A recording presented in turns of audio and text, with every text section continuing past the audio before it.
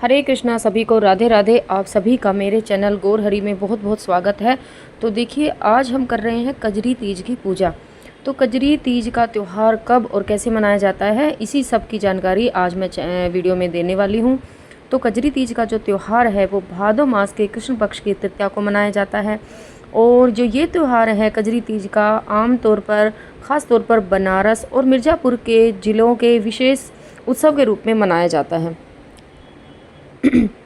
और इस दिन कजरी तीज का जो त्यौहार होता है, इस दिन बनारस में नाव में बैठकर गीत गाए जाते हैं। कजरी गीत लोग गाते हैं, वहाँ की जो औरतें हैं मिलकर कजरी गीत गाए जाते हैं। वर्षा ऋतु का यह एक विशेष राग है। और वैसे ये त्यौहार जो है पूरे भारतवर्ष में मनाया जाता है। और इस दिन झूला भी पड़ता है और घरों में पूड़ी पकवान आदि बनाया जाता है। ग्रामीण भाषा में इसे तीजा भी कहा जाता है। और हिंडोले, झूले, झूले पर मचलती बहुएं और ग्रामीण बालाएं इस विरह गीत कजरी गीत को गा गा कर एक अपूर्व उत्कंठा मन में भर देती हैं। वर्षा ऋतु में यह गीत पपीहा, बादलों और पूर्वा हवाओं की झकझोर में बहुत ही प्रिय लगता है। तो आइए जानते हैं कि जो कजरी तीज का त्यौहार है वो किस तरह से मनाया जाता है। तो देखिए, कजरी तीज का जो त्यौहार है, सबसे पहले हमें एक चौकी ले लेनी होती है। चौकी पर हमें कोई कपड़ा बिछा लेना होता है, लाल कलर का या हरे कलर का आप कपड़ा बिछा लें। और इसके अलावा अगर आप चौकी पर नहीं करना चाहें तो ये जो पूजा है आप ज़मीन पर भी कर सकते हैं। ज़मीन को आप गाय के गोबर से लीप सकते हैं, गेरू से लीप सकते हैं। वहाँ पर भी बैठकर आप आराम से, अगर आपके पास पक्की ज़मीन है तो पक्की ज़मीन पर, और अगर कच्ची है तो कच्ची पर ज़मीन पर भी ये पूजा कर सकते हैं। तो देखिए, सबसे पहले हमें एक नीम की इस तरह से डंडी लेनी होती है। अगर नीम का पेड़ ही आपके वहाँ खड़ा है तो बहुत अच्छी बात है। तो उसके पास आपको एक इस तरह से, अगर मिट्टी में आप कच्ची ज़मीन में पूजा कर रहे हैं तो आप एक गड्ढा खोद लें और गड्ढे में थोड़ा सा दूध और थोड़ा सा जल भर दें अच्छे से। तो लेकिन हम ये पट्टे पर पूजा कर रहे हैं, तो पट्टे पर पूजा करने के लिए मैंने कोई पात्र ले लिया है। आप मिट्टी का पात्र ले सकते हैं, कोई सा भी पात्र ले सकते हैं, शुद्ध पात्र हो। तो उसके चारों तरफ मैंने मिट्टी लगा दी है और मैंने उसमें थोड़ा सा दूध डाल दिया है। दूध कच्चा लेना है और उसमें जल भर दिया है। तो इस तरह से हमने ये तालाब की तरह तलैया हमने बना लिया है। और उसके बाद हमने यहाँ पर गौरा माता बनाई है, क्योंकि इस व्रत में गौरा माता की पूजा की जाती है और मिट्टी की गौरा मैया बनाई जाती है। और इसके अलावा आप शिव पार्वती की कोई फ़ोटो है तो वो भी यहाँ पर रख सकते हैं। और इन सब का हमें पूजन करना है। एक हमें दिया लगाना है, तो दिया हमें तालाब के बिल्कुल किनारे लगाना है। और दिए में हमें बैठी बाती नहीं, खड़ी बाती ही लगानी है। और बाती इस तरह से लगानी है, इस तरह से हमें दिया जलाना है कि हमें उसमें बिल्कुल परछाई, हम जो भी देखें हमें उसमें परछाई हमेशा दिखनी चाहिए। इसके बाद मैंने एक ऐसे वाइट कलर की शीट दीवार पर लगाई है और उस पर साथिया बनाया है, क्योंकि हम साथिया बहुत शुभ चिन्ह भी होता है। और वहीं पर हम गणेश जी का पूजन साथिया के रूप में हम कर लेंगे।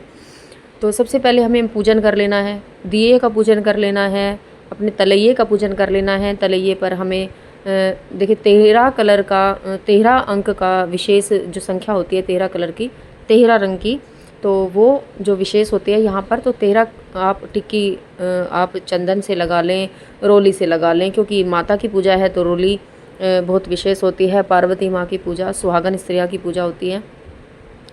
तो हमें इस तरह से पूजा करनी है, तलैये की, दिए की पूजा करनी है। तो इस दिन गौ माता का भी पूजन किया जाता है। तो गौ माता, अगर आपके पास इस तरह के कोई विग्रह हैं गौ माता के, तो उन्हें भी यहाँ पर विराजमान कर लें। और देखिए, जो हमने ये शीट लगाई है यहाँ पर झूला, क्योंकि झूले का विशेष महत्व होता है, झूला रूपी हमने नाल लगाया है, तो आप भी इस तरह से लगा लें। और 13 टिक्की हमें रोली की, 13, क्योंकि मैंने बताया 13 संख्या जो है वो विशेष होती है, तो 13 टिक्की हमें रोली की यहाँ पर लगा लेनी है। और हमें गौ माता का पूजन कर लेना है, सभी पर चावल अर्पित करने हैं। और जो हमारी तलैया है उसका भी हमें पूजन कर लेना है। नीमड़ी माता है, नीमड़ी माता का भी हम पूजन कर लेना है। जो नीम की जो हमने डाली है वो नीमड़ी माता के रूप में हम उनका पूजन करेंगे। और जो हमारी माता पार्वती है उनका हमें पूजन कर लेना है। और इस जो कजरी तीज है इसको बड़ी तीज, सातुड़ी तीज, अलग अलग नामों से जाना जाता है। तो पुष्प आप यहाँ अर्पित ज़रूर करें, क्योंकि जब कोई भी हम पूजा करते हैं तो उसमें पुष्पों का बहुत महत्व होता है। और कुछ हमें गेहूं के 1 मुट्ठी 2 मुट्ठी गेहूं हमें ज़रूर लेना है। गेहूं का पूजन यहाँ पर पूजा में हमें अवश्य रखना है। और देखिए, पार्वती माता की पूजा है, तो पार्वती माता की पूजा में आप जो जो भी पुष्प अर्पित किए जाते हैं, बेलपत्र हैं और शंख पुष्पी हैं, तो जो भी पुष्प हैं आपके पास तो अवेलेबल, तो आप वो चढ़ा सकते हैं माता को। और माता को आप चुनरी उड़ाएं, अगर आपने विग्रह बनाए हैं तो चुनरी उड़ाएं। और देखिए इसमें सत्तू का विशेष पूजन किया, मतलब भोग बनाया जाता है। सत्तू का जो भोग है जौ से, आटे से और चने से, मतलब किसी अपनी अपनी रिवाजें होती हैं, अपने अपने तरह अलग अलग तरह से बनाया जाता है। तो आप ये भोग अवश्य बनाएं। और उसके बाद कुछ फल आपको अवश्य लेने हैं। फल में नींबू और ककड़ी, खीरा जैसे, तो ये बहुत ज़्यादा ज़रूरी होते हैं, तो आप हो सके तो ये लें। और उसके बाद आपको माता का कुछ श्रृंगार का सामान अवश्य लेना है। और जब भी आप पूजा करते हैं तो आप खुद भी 16 श्रृंगार करके ही पूजा करें। पूरा 16 श्रृंगार करके ही आपको पूजा करनी है। आपने जो तलैया बनाया है उसमें भी आपको पुष्प ज़रूर अर्पित करने हैं। और देखिए आपको जो प्रसाद आप ले रहे हैं सेतु का, वो 2 जगह लेना है। और एक में आपको रुपए लगा लेना है, चांदी का रुपए लगा लें या जो नॉर्मल सिक्का होता है वो लगा लें। उसके बाद आपको मेहंदी लेनी होती है। मेहंदी की भी यहाँ पर आपको 13-13 टिक्की लगानी है। जहाँ पर आपने रोले की टिक्की लगाई है वहाँ पर 13-13 टिक्की आपको मेहंदी की भी लगा लेनी है। उसके बाद आपको मेहंदी माता को अर्पित करनी है, नीमड़ी माता को अर्पित करनी है, अपनी गोरा मैया को भी लगानी है। क्योंकि ये जो है पूजा ये सुहागिन स्त्री के लिए होती है। और मेहंदी सुहागिन स्त्रियों के श्रृंगार को और भी चार चांद लगा देती हैं। तो मेहंदी का विशेष रूप से महत्व होता है। तो अब हमें देखिए अपने तलैया को, अपने हम नीमड़ी माता को, सबको हम मेहंदी अर्पित कर देंगे। और जो हमने गौरा मैया यहाँ पे विराजमान की है, हम गौरा मैया को मेहंदी ज़रूर लगाएंगे, उनको भी हम मेहंदी लगाएंगे। और देखिए आज के दिन आप गौशाला में भी जा सकते हैं। गौशाला में जाकर वहाँ गायों के लिए चारा दे सकते हैं, गैया के लिए दान दे सकते हैं। आप उससे जो बनता है वहाँ पर भी जाकर गौ माता की आरती उतार सकते हैं। तो आपको इसी तरह से पूजन करना है। और धूप दीप से आप यहाँ पर आरती करने के लिए धूप दीप अर्पित करें। और उसके बाद हमें काजल लेना है। काजल की भी हमें 13-13 टिक्की यहाँ पर लगानी है। दीवार पर जो हमने शीट लगाई है उस पर 13-13 टिक्की हमें काजल की लगा देनी है। कजरी माता का जो व्रत है वो कवारी जो कन्याएं हैं वो भी कर सकती हैं। उनके लिए भी बहुत अच्छा होता है, क्योंकि कवारी कन्याएं जब करती हैं तो उन्हें देखिए माता मनचाहा वर प्रदान करती हैं। और भाई के लिए भी ये व्रत किया जाता है। और देखिए जब कोई भी व्रत आप करते हैं तो आप उसमें दक्षिणा ज़रूर रखें, क्योंकि दक्षिणा के बिना सारी पूजा अधूरी होती है। और दक्षिणा रखने से हमारे जितने भी हमारी पूजा में जो कमी रह जाती है वो सभी कमियां माता, मतलब जिनकी भी हम पूजा करते हैं वो पूरी हो जाती हैं। और उसके बाद सुहाग का सम्मान हमें ज़रूर रखना है। जो भी आपसे बनता है, साड़ी रख लें, ब्लाउज़ रख लें, सूट वगैरह रख लें, कोई चुनरी रख लें या फिर कुछ भी, और उस पर सुहाग का जो सामान है वो ज़रूर रखें, क्योंकि ये जो पूजा है वो सुहागिन स्त्री के लिए ही होती है। सुहागिन स्त्रियां ही ये सब करती हैं। उसके बाद एक जल का लोटा हमें अवश्य लेना है, क्योंकि जब हम पूजा करेंगे उसके बाद हम कथा सुनेंगे। कथा सुनने के बाद जब हम कथा सुनने के बाद जब हम अर्घ देंगे चाँद को, तो उसके लिए हमें लोटा ज़रूर लेना है। और जो ये पूजा है कजरी तीज की जो पूजा है वो शाम को करनी है। सुबह आप नॉर्मल पूजा कर ले, ये शाम को करनी है। उसके बाद आपको नींबू लेना है और तलैया में नींबू की परछाई देखनी है और कहना है और बोलना है, तलैया में नींबू देखा, जैसा देखा वैसा टूटा।